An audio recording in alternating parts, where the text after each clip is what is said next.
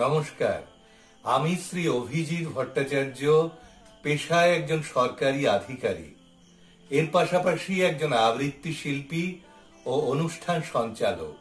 বলো কলকাতা টিভি পরিবার আয়োজিত আন্তর্জাতিক বঙ্গ গৌরব উৎসব সিজন 5.1 প্রো ভার্সন 2025-এ আমি উপস্থিত থাকছি কলকাতা হাজরায় সুজাতা সদনে 2রা এবং 3রা আগস্ট সকাল 11টায়।